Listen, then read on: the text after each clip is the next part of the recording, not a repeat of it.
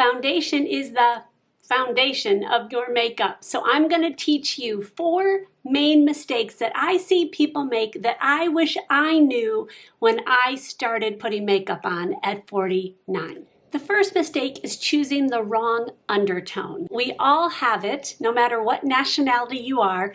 You're either a cool or a warm or a neutral. Now, I'm not going to go into too much detail on this, only because I do not believe I am an expert on this particular subject. So I am going to refer you to a video below of a woman who did an amazing job. She is an artist. She is the one who taught me how to look for it. But I will say this, if you get it wrong, it can make you look tired or sallow. You will look in the mirror and you'll go, what is wrong? Why don't I look good? And it could just be you chose the wrong undertone. So watch the video that I link below after you watch this, of course. And now let's get to mistake number 2, choosing the wrong color. So of course that kind of goes along with the wrong undertone, but the wrong color is a whole different thing. When I buy foundation, if I'm not going to get color matched, in other words, I go into the store and the person, some expert there, will come and help match my color. If I have to choose it from a website or just looking at the bottles in the store, then I always go with 2 colors. One that I think will match my skin and one that looks a little bit lighter or darker depending on the foundation that I'm looking at. Now, if you are self-tanned, like a lot of us are, you're going to want to especially buy 2 different skin tones because your skin is going to be changing constantly based on how much self-tanning you have and how your skin is looking at that point. So many times my face is actually a lot lighter than the rest of my body because I always wear SPF under my foundation. I don't get any sun on my face, but I do tend to get it on my chest and on my neck. So I always match it here to make sure whatever's happening here matches down here. So I've pulled you in pretty close because I want to show you how to color match. So I'm going to use these 3 as my examples. The first one is the lighter of the Morphes, and I'm just going to put it right here, kind of blend it in there. Then the next one, I'm going to take the darker, and I'm going to put that one on my skin. One to me looks too light, one to me looks too dark. Then I mixed the 2 together. I'm going to put that one down the middle. That one to me looks the best, but I'm going to go ahead and blend them in so I can see exactly how it would look. So I blend this one in. Let me blend it in with a sponge. Blend that one up, turn it around, and blend the other one. Okay, to me the middle one looks the best. It blends out the best. This one's clearly too dark. I can see the line of demarcation of where I put it. And this one I think is washing me out. But I'm going to test it again over on this side just to be sure. I've already ruled out the dark one. I don't need that one. I'm going to go ahead and put the light one right here. And I used a lot, so I might want to blend it a little bit more. Not bad, but it definitely lightens me up. Now I'm going to have the 2 mixed ones, the middle one in, and I'm going to put it over here. Blend it out a little bit more. So I think the mixture of the 2 is perfect right now, so I'm going to go with that one. In the middle of the winter, I probably will use way more of the lighter color than the darker. Another indication that you might not be using the right color, especially if you're going too light for your skin, is you will see polka dot effect. Like the foundation will settle in on your pores and you literally will see polka dots all over your face. I've gotten that so many times, and I have finally learned I need to go darker than what my skin is kind of looking at that point, and then it blends in so much better. The next mistake is people choosing the wrong foundation for their skin type. You need to be considering what kind of skin you have. Is your skin dry? Is it mature? Most of you who are watching this right now are of mature age, and so that needs to be taken into consideration greatly. Are you in your 40s and you've just started seeing some wrinkles and fine lines? Or are you 80 and you've got some substantial wrinkles happening where you need to work with that? You're not going to disguise those wrinkles. They're going to be there. So you need to use a foundation that will be okay on mature skin. You also need to take into account, do you have drier skin? Do you have oily skin? Do you have normal skin? Is your skin different in this area as it is in the traditional T-zone right here? So those are all things to consider, and you need to read the bottle. So turn the bottle over. If there's not a lot of description, I would recommend going to that manufacturer's website and reading the description of what they say about their foundation. So when a foundation is created, a lot of times it'll have either it's hydrating or it is matte, or it is radiant. It'll have all these descriptors on it. Those will tell you things that you need to know about what's going to happen when you get this onto your skin. If it's a matte foundation, it means it's going to have no glow at all. Think of when you're painting a wall. When you have a matte wall, it means there's absolutely no light reflection on it at all. And that's what's going to be happening on your skin. That may be good and it may not, and it may be bad depending on your skin. I have very dry skin in the winter up to pretty normal skin in the summer. So I'm changing all the time. I never buy matte foundation because my skin just cannot handle that. I don't like that feeling. I don't like that look. It's probably just because I have dry skin anyways, and I'm always fighting that. So why would I put something that looks dry on my skin? But that's me. You may be like, I love that. I love it when there's no radiance on it at all. The other thing to consider is, again, think about your walls in your room. If you are putting a semi-gloss paint on a wall, it's going to show imperfections. If there's any kind of bump on that wall, the light will reflect on that bump and you will see it more. So the same thing holds true for your skin. If you're going to put a radiant foundation on your skin, it's going to show any texture. Now, there are ways to combat that, and in a future video, I will talk about that when we go over powders and all that. But in the meantime, think about that. What areas of your face do you really want it to be radiating, or would you rather have it be a matte finish?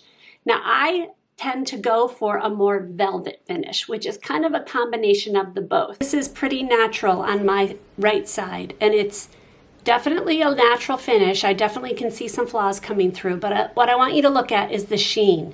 This does not say it is radiant. I see a little bit, like I don't see, it's not matte, but it's definitely not radiant, so that's good. L'Oreal True Match does say, it says it's radiant. And I can absolutely see that it has some radiance to it. Now you can see the skin colors are definitely off, the different colors, but what I want you to look at is the sheen. A velvet, to me, is my ideal is a velvet because it'll hide imperfections a little bit more, texture on my skin without being a matte, dried down finish. Whereas radiance sometimes can look more hydrated, but it can also show some of your texture. So it depends on your skin and what you need out of a foundation.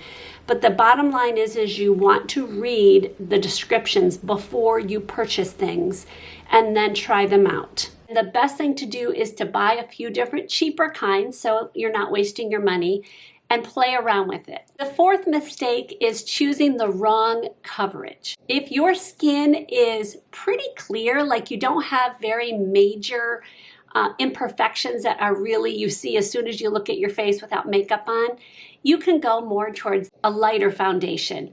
But if you have a lot of imperfections, if you have acne, if you have rosacea, if you have hyperpigmentation and your face has a lot of different colorizations on it and a lot of different things on it that you would like to cover up, then you're going to want to go towards a more full coverage. And I apologize for the light. The sun is going in and out, in and out. Cloudy days are the hardest to film on. So the lightest coverage would be what you would call a tinted moisturizers. Tinted moisturizers are just that. It's a moisturizer with a little bit of color on it. It's not going to give you a ton, but for some people, that's all you need is a tinted moisturizer. There are times in the summer that that's all I wear. Sometimes I will just wear my SPF because it is tinted, and I will put that on and it will just even out a little bit of my skin tone, and that's all I want. A tinted moisturizer is usually not buildable. Buildable means that if you've put it on once, you've let it dry just a tiny bit, and then you put another layer on and it will give you more coverage.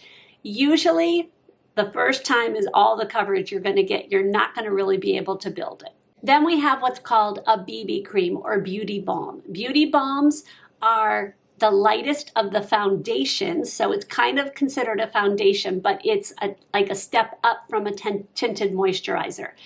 You can build BB creams somewhat, sometimes you can. It depends on the BB cream. A lot of women love it because it's moisturizing feeling. It's very hard to get a tinted moisturizer to look cakey and cracky or anything like that. It can settle in on lines like any foundation can, but sometimes they don't, so you'd have to play with it. But it's not going to give you a huge amount of coverage if you have things that you really need to cover. The next is a foundation that is termed light to medium.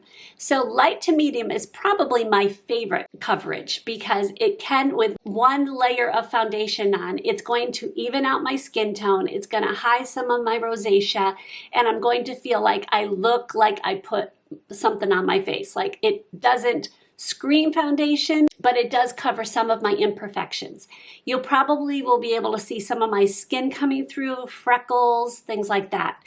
It is probably buildable. Most light to medium foundations are buildable. So let it dry down a little bit and put another layer on your skin and you can have that buildable look. The next is medium to full coverage. So medium means that it's probably going to blank out a lot of the imperfections on your face. It's going to even your skin tone greatly. I would say right now I'm using a medium foundation because I don't see a lot of my imperfections coming out, and it is definitely buildable. Most medium to full coverage foundations mean that they're buildable, and it means that you can put another layer on and it will probably get to full coverage. And then you just have ones that are just purely full coverage. With one layer on, it's probably going to cover all your imperfections. You're not going to see your skin coming through. What you see is the foundation. Okay. And oh boy, is it full coverage. Okay. I'm not used to foundation being a full coverage. You can see I'm kind of blotting it with my brush with no makeup.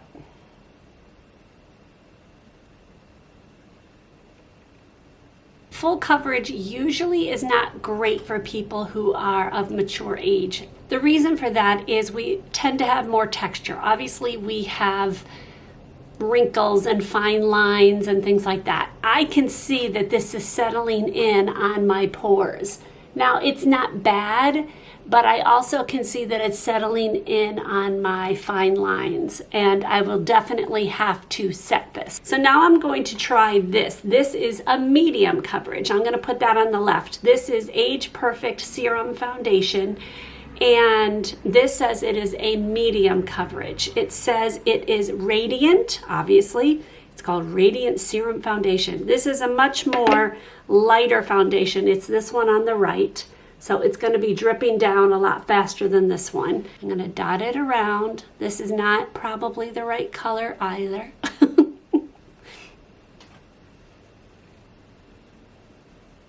Oh boy, way too light, but you'll get the idea. Maybe it'll be okay once I get it all spread out. And I'm using a brush on all of these. I normally would use a sponge, but I want you to see all of it at the most coverage you can get. I can see a line of where it's darker. This is a really good view of matte or non-radiant versus a radiant foundation. On this side is a full coverage, much more matte foundation. You really do not see the light shining on it. I wouldn't call it a full matte, but definitely more matte. And then there's this side that has definitely got some glow to it and radiance, and that's because that's what it says on the foundation itself. It says it is a radiant serum foundation. You can see on this one, I can see some hyperpigmentation coming in right there and some redness in here, but not a ton, but I definitely see it. Whereas this one, everything seems to be pretty much blocked out. So that's the difference between a full coverage and a medium coverage. In my next video of this series, I am going to be covering tips and mistakes to avoid when applying foundation. I highly recommend going to this video, and it will give you a very good beginner's approach to starting to wear foundation. It's full of information. I will see you guys in the next video. God bless.